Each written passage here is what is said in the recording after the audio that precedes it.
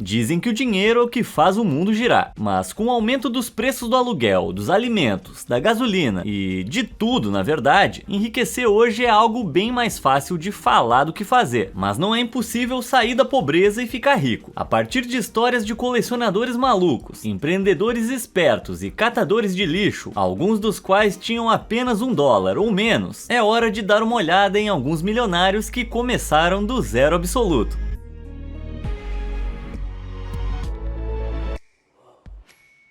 Do clipe de papel ao clipe de dinheiro. Enquanto crescia em Belcarra, no Canadá, Kyle MacDonald e seus amigos costumavam jogar Maior e Melhor, um jogo que envolvia pegar um objeto sem valor e trocá-lo por algo mais caro. O jogo geralmente envolvia trocar coisas como elásticos por brinquedos, mas em 2005, aos 27 anos, Kyle decidiu levar isso para o próximo nível, tentando trocar um único clipe de papel vermelho por uma casa inteira. Kyle pegou um clipe de papel de sua caixa de $1, tirou uma foto dele e apostou no Craigslist, perguntando se alguém queria trocar. Surpreendentemente, 2 mulheres de Vancouver responderam imediatamente, dispostas a trocar por uma caneta que parecia um peixe. A caneta era bem legal, mas Kyle decidiu trocar novamente, postando uma foto da caneta em seu blog. A partir desse ponto, Kyle embarcou em uma longa jornada, fazendo mais 13 trocas que o levaram por toda a América do Norte. Ele trocou a caneta por uma maçaneta, depois um fogão de acampamento, depois um gerador, seguido por uma festa instantânea, ou seja, um barril de cerveja e uma placa de neon da Budweiser. A essa altura, a história de Kyle foi coberta pela mídia nacional, dando cada vez mais publicidade às suas trocas. Kyle trocou a festa instantânea por uma moto de neve, férias para 2 pessoas, uma caminhonete, um contrato de gravação musical, 1 ano de aluguel em Phoenix, no Arizona, uma tarde com o Alice Cooper e, por fim, uma bola de neve do Kiss. E essa última troca pode parecer um grande passo para trás, mas Kyle tinha um plano que envolvia o ator e diretor Corbin Bernsen. Esse cara tem uma das maiores coleções de bolas de neve do mundo, com mais de 9.000 globos. Cada um com seus gostos, né? E pra Corbin, a bola de neve do Kiss de $20 não tinha preço, e o ator ofereceu trocá-la por um papel em um próximo filme chamado Donna on Demand. Então Kyle aceitou o contrato de atuação, esperando receber outras ofertas de troca de aspirantes a atores. Mas ele recebeu algo totalmente inesperado, uma oferta de troca da cidade inteira de Kipling, na província canadense de Saskatchewan, oferecendo a ele uma chave para a cidade e uma casa na avenida principal. Kyle finalmente conseguiu sua casa e algumas semanas depois ele se mudou, com a cidade organizando uma festa gigante em sua homenagem. O governo de Kipling realizou audições para determinar qual residente da cidade conseguiu o papel no filme. E se você assistir a Donna on Demand, poderá ver o morador de Kipling, Nolan Hubbard, fazendo sua estreia nas telas de cinema. Hoje o gigante clipe de papel de Kipling é a maior atração turística da cidade, e Kyle conseguiu uma nova casa. Me parece uma troca justa. Cobertor relíquia. Em 2007, Lauren Kreitzer infelizmente teve que amputar a perna após um acidente de carro quase fatal que não foi culpa dele. A lesão o forçou a sair do emprego, e agora dependente de cheques de invalidez, ele se mudou para a cabana de um amigo em Leona Valley, na Califórnia. Ele pagava $700 de aluguel por mês, o que lhe deixava com menos de 200 para viver. Isso dá apenas 50 por semana e, embora não seja nada, definitivamente não é o suficiente para viver bem na Califórnia. Portanto, na maior parte do tempo, Lauren ficava preso em casa. Quando você tá preso em casa, a televisão durante o dia pode ser uma salvação. E um dia, em 2017, Lauren se pegou assistindo a um episódio de Antiques Roadshow. Enquanto os avaliadores passavam por uma lista interminável de moedas antigas e móveis, eles chegaram a um cobertor navarro da primeira fase, uma rara peça de arte nativa americana avaliada em incríveis $500 mil. Lauren se inclinou para frente e franziu os olhos. Esse padrão parecia muito familiar. Ele esticou o braço e pegou o cobertor empoeirado que havia herdado de sua bisavó. A relíquia era antiga e desgastada, mas quando Lauren a levantou em direção à TV, de repente ele percebeu que era uma correspondência idêntica. Quando Lauren contou a novidade para sua família, eles riram dele, se recusando a acreditar que o cobertor valia algo. Mas sem se deixar desanimar, Lauren levou o cobertor a um especialista. Os especialistas ficaram extasiados, informando a Lauren que o cobertor era uma peça original passada pelo tataravô de Lauren, que o comprou em uma loja loja de artigos indígenas na década de 1800. Eles explicaram que o cobertor era incrivelmente valioso, convencendo Lauren a colocar a relíquia em leilão. Lauren concordou e quando o cobertor empoeirado foi colocado à venda, houve uma enxurrada de ofertas. O martelo caiu com uma oferta final astronômica de $1,5 milhão. Então, depois dos impostos, Lauren estava $1,3 milhão mais rico, permitindo-lhe comprar uma casa, um carro novo e uma motocicleta. Bom, se alguém precisar falar comigo, eu tô ali reassistindo os episódios antigos do Antiques Roadshow. Vai que alguma das minhas coisas antigas vale milhões. Tigela de Pechincha.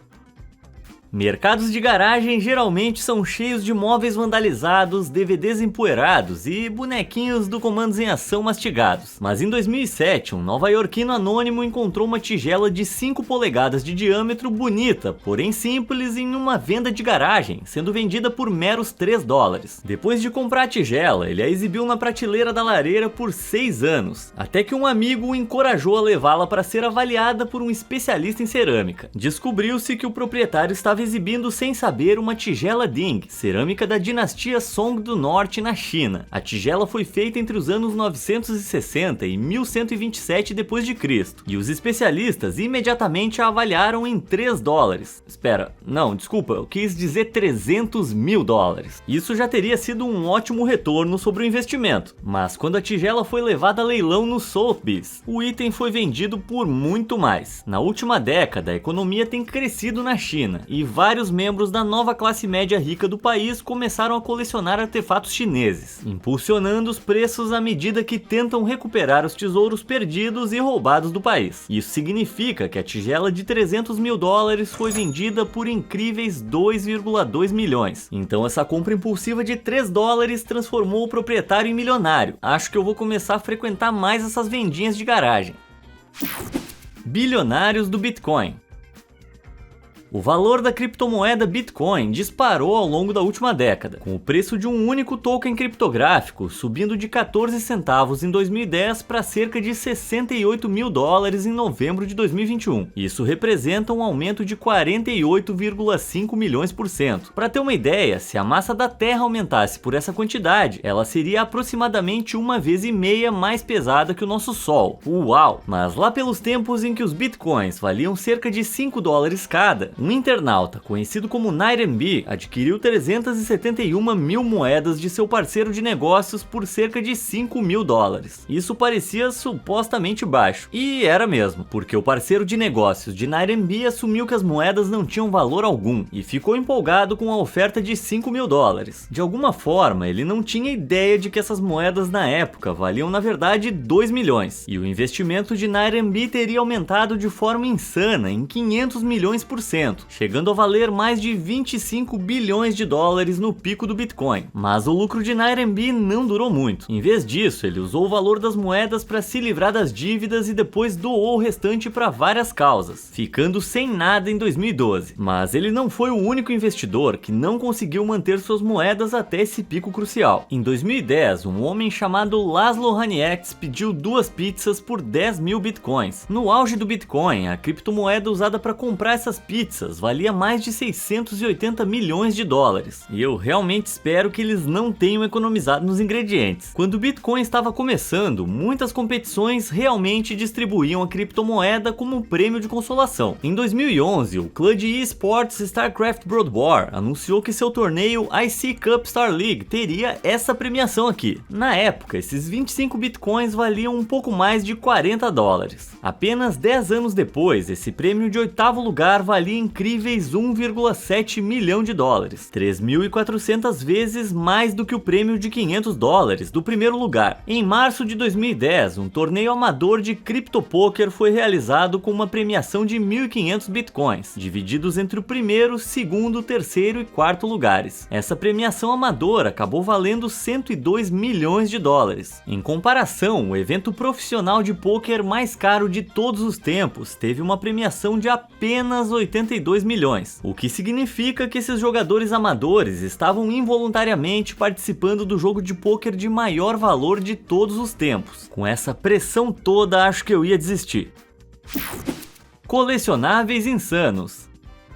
Quando eu era criança, eu realmente não me importava nem um pouco com dinheiro ou Bitcoin. A única coisa que eu realmente valorizava eram brinquedos. Apesar disso, os brinquedos nem sempre são apenas coisa de criança. E existem casos de pessoas encontrando uma pequena fortuna dentro de suas antigas caixas de brinquedos. Lá em 1983, um colecionador anônimo da Inglaterra comprou cerca de 93 bonecos de Star Wars em uma pilha de ofertas em um supermercado, antes de levá-las para casa e guardá-las. Os bonecos custaram menos de $1 cada, mas quando o colecionador as vendeu em 2022, a franquia havia ganhado popularidade mundial, e essas peças nostálgicas originais renderam mais de $60 mil em um leilão. $60 mil por alguns bonecos pode parecer muito para algumas pessoas, mas o dinheiro envolvido na coleção fica ainda mais louco. Em 2010, um casal anônimo foi despejado de sua casa depois que o banco tomou posse da propriedade devido a dívidas não pagas. O casal estava precisando desesperadamente de um super-herói, e enquanto eles começaram a empacotar suas coisas, eles realmente encontraram um. Eles estavam revirando o sótão quando encontraram uma caixa de quadrinhos antigos. A maioria estava rasgada e manchada, mas alguns haviam sobrevivido em condições decentes, incluindo um quadrinho chamado Action Comics número 1. Depois de fazerem algumas pesquisas na internet, o casal descobriu que o quadrinho marca a primeira aparição do Superman, e é amplamente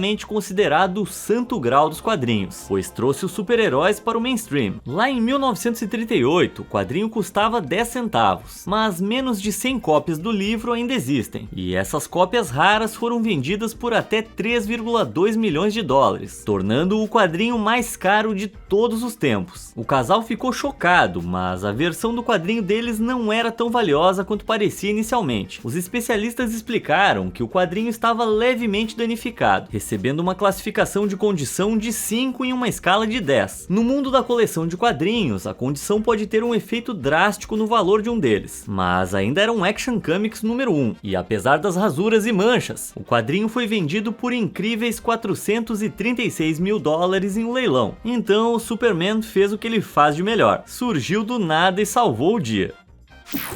A página de $1 milhão. Para a maioria das pessoas, o ensino superior não é barato. Muitos daqueles que desejam aprimorar sua educação, como eu, são obrigados a fazer um empréstimo estudantil para pagar a faculdade. Mas em 2006, Alex Tu, da Inglaterra, financiou sua educação com algo chamado $1 Million Homepage. Era um site que começou como uma grade em branco com 1 milhão de pixels. Uma página da web incrivelmente simples que Alex transformou em uma mina de ouro. O empreendedor vendeu espaços publicitários na grade por $1 por pixel, vendendo-os em blocos de 10 por 10. Os compradores desses blocos de pixels podiam exibir qualquer imagem que quisessem, e seus pixels funcionavam como um link clicável que levava os clientes ao seu site. O site foi ao ar em 26 de agosto de 2005, e até a véspera do ano novo já tinha se tornado viral, com empresas e indivíduos comprando 999 mil dos pixels disponíveis. Restava apenas um espaço em branco na página inicial, e Alex leiloou os pixels restantes,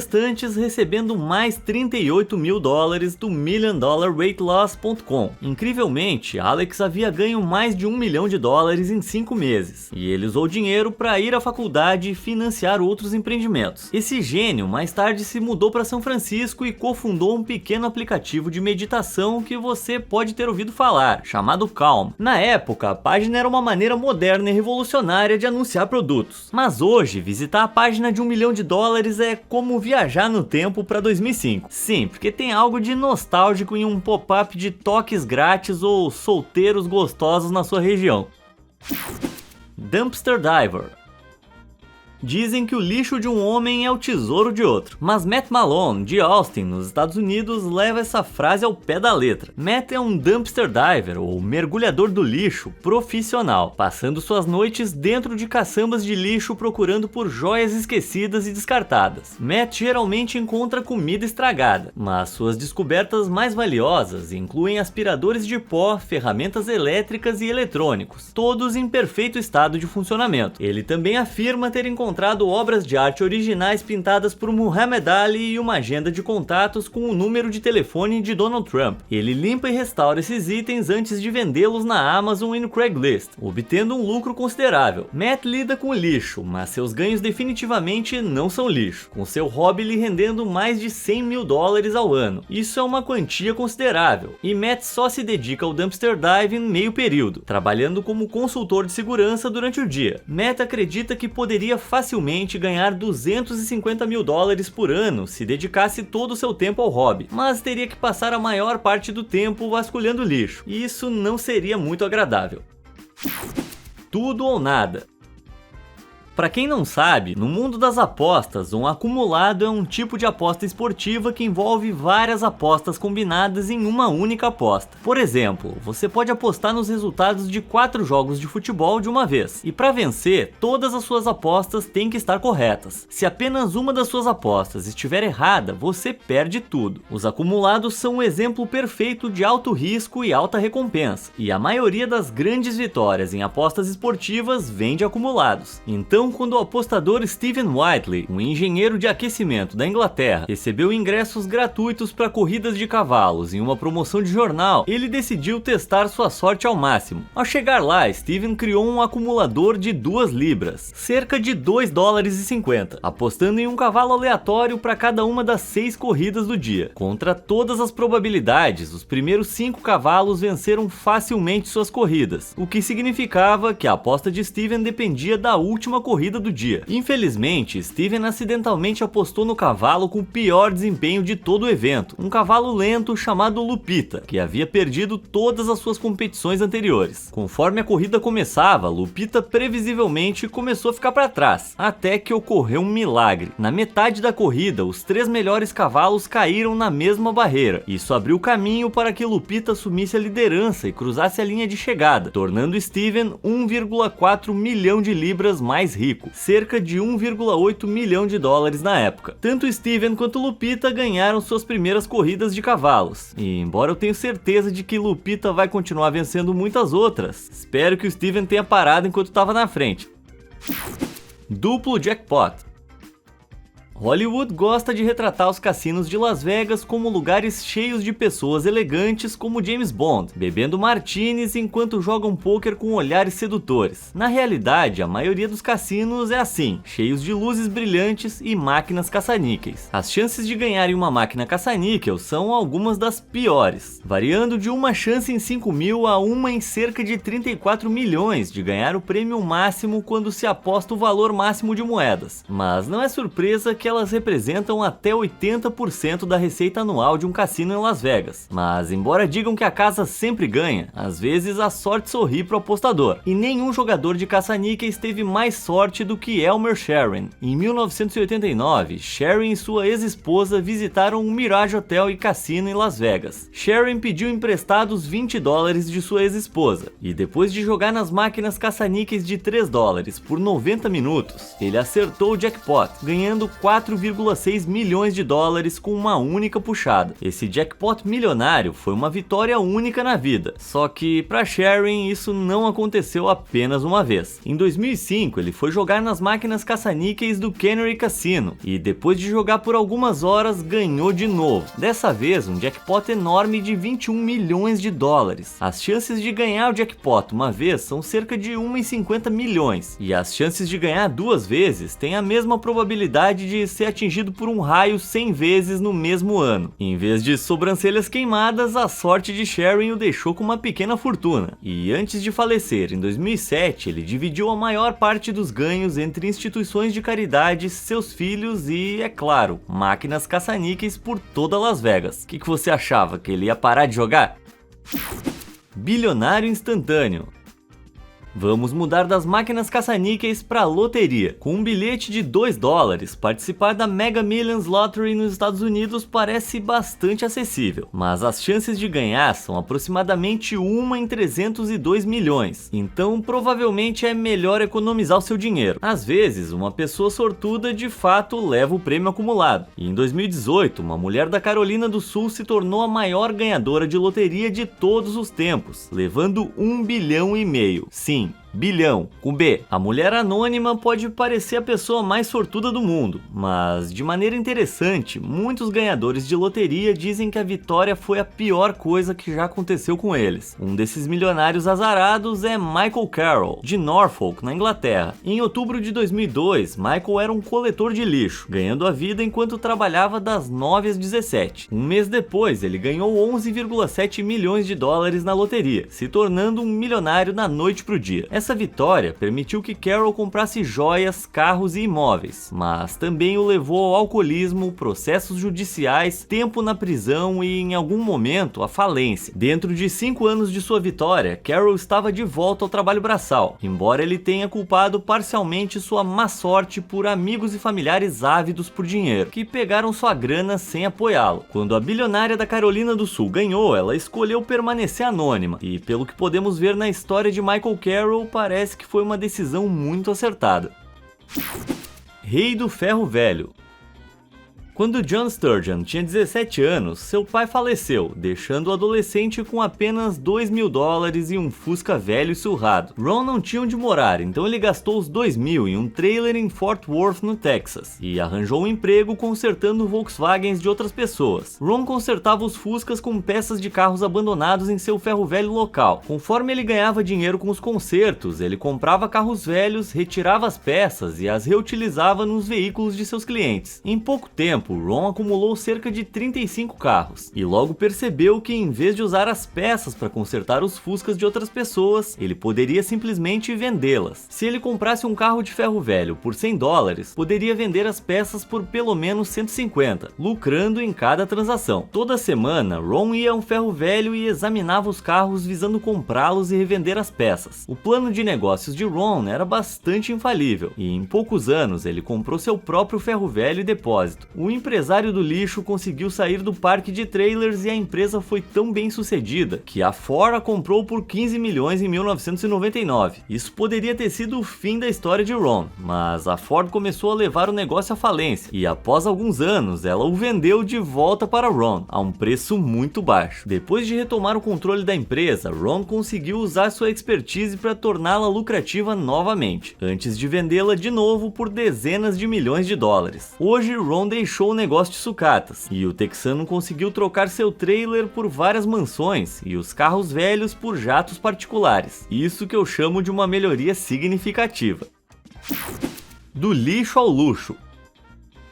Vamos manter o espírito lixeiro e direcionar nossa atenção para outra empresa que fez milhões com puro lixo. A College Hunks Hauling Junk pode parecer um pouco suja, e realmente é, sendo uma empresa multimilionária que lida com a remoção de resíduos particulares. Hoje, a Hunks é uma empresa de sucesso, mas a empreitada teve começo muito humilde. No verão de 2003, Nick Friedman e Omar Soleiman queriam ganhar dinheiro extra para a faculdade, então a dupla decidiu pegar a van da mãe de Omar e ir de porta em porta oferecendo-se para recolher o lixo das pessoas. Eles ganharam mais de 9.000 naquele verão, e o serviço foi tão bem sucedido que eles continuaram a receber ligações depois de voltarem para a faculdade. Com a formatura se aproximando, a expectativa era que a dupla começasse a procurar empregos de escritório e começasse a vida adulta, mas Omar ainda tinha fé em sua ideia de negócio, então decidiu escrever um plano de negócios e participar da altamente disputada competição de empreendedorismo Lee Rothschild. Contra todas as probabilidades,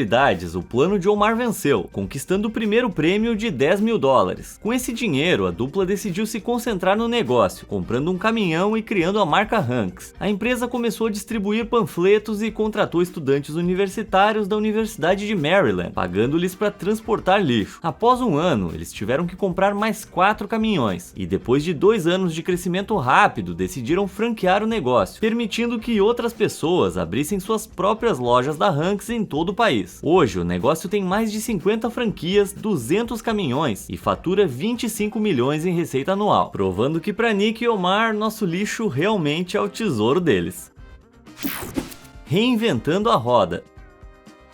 Você não pode reinventar a roda, mas pode usá-la para inventar algo novo, como descobrimos. Globalmente, são descartados 1,8 bilhão de pneus todo ano, o que coloca uma terrível pressão sobre o meio ambiente. À medida que as mudanças climáticas pioram, muita gente está procurando maneiras de reciclar essa borracha descartada, e uma das formas mais interessantes em que isso está sendo feito é no Quênia. Os Maasai são um grupo de pessoas que vivem na África Oriental, com costumes, idioma e vestimenta distintos. A técnica Maasai de fazer sandálias tem permanecido praticamente inalterada há centenas de anos, mas recentemente eles começaram a mudar os materiais que usam, fazendo as sandálias com pneus descartados. Esses sapateiros usam o lado liso do pneu para fazer a parte de cima do sapato e a banda de rodagem com boa aderência para construir a sola. Os calçados não vão aumentar sua potência, mas podem lhe fazer render mais quilômetros por litro. A borracha do pneu é incrivelmente durável, projetada para suportar veículos pesados sobre asfalto. Como resultado, os calçados foram apelidados de 10.000 milhas, e o design durável se tornou incrivelmente popular. Sapateiros como o Munial de Nairobi relatam que conseguem fazer de 7 a 8 pares de sapatos por pneu e vendê-los por até $5 o par. Munial coleta os pneus descartados ele mesmo, então ganha um bom sustento sem gastar dinheiro com materiais. Bom, ele não está reinventando a roda, mas está ajudando a salvar o planeta.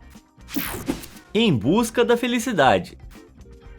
Hoje, Chris Gardner é um corretor de ações milionário, um autor de best-sellers e um palestrante motivacional. Ele é a definição de sucesso, mas nem sempre foi assim. Nos anos 80, Chris era um pai solteiro lutando para sobreviver como vendedor de equipamentos médicos. Um dia, enquanto caminhava para o trabalho, Chris encontrou um homem de terno saindo de uma Ferrari vermelha. Intrigado, ele se aproximou do homem e perguntou qual era a profissão dele. O homem explicou que era corretor de ações, e depois de uma longa conversa, Chris conseguiu convencê-lo a conseguir uma entrevista de estágio em uma corretora de valores. Incrivelmente, Chris impressionou a empresa e conseguiu o emprego, mas o estágio não era remunerado, o que levou ele e seu filho a ficarem completamente sem teto. Gardner usou suas poucas economias para colocar o seu filho em uma creche enquanto trabalhava, mas à noite eles eram obrigados a comer em cozinhas comunitárias e dormir em um banheiro público trancado. Apesar disso, Gardner se vestia adequadamente todas as manhãs e ia para o trabalho, impressionando a empresa ao chegar cedo e sair tarde. Após um ano vivendo em condições precárias, Gardner foi contratado como funcionário em tempo integral, finalmente capaz de usar seu salário para comprar uma casa para ele e para o seu filho. Depois de trabalhar por alguns anos, ele iniciou sua própria corretora de valores e escreveu uma autobiografia, livro que foi adaptado para o filme vencedor do Oscar Em Busca da Felicidade. Hoje, Gardner tem um patrimônio líquido de cerca de $70 milhões, e o empresário até comprou uma Ferrari para ele. Essa história inspirou milhões de pessoas ao redor do mundo, incluindo Nick Mokura, outro homem sem teto que se tornou milionário. Quando Nick se mudou da Romênia para Los Angeles aos 21 anos, ele não tinha dinheiro, foi forçado a dormir em um banco e sobrevivia com um hambúrguer do menu de $1 todos os dias. Depois de um tempo, Nick conseguiu um emprego como manobrista e começou a economizar imediatamente, juntando cada centavo até poder pagar pela licença de corretor de imóveis. Uma vez no ramo imobiliário, Nick começou a economizar dinheiro de verdade, e em 2013 ele decidiu usar suas economias para tentar o comércio eletrônico, comprando eletrônicos baratos na internet e revendendo-os no eBay. O negócio de comércio eletrônico de Nick logo estava rendendo $48 mil por ano, e hoje ele tem várias lojas na internet com a Amazon e o Walmart. Então, em vez de bancos e hambúrgueres, agora ele está jantando em restaurantes com champanhe. Ele pode não ter uma Ferrari como Gardner em sua coleção de carros, mas definitivamente teve a determinação para se tornar um milionário.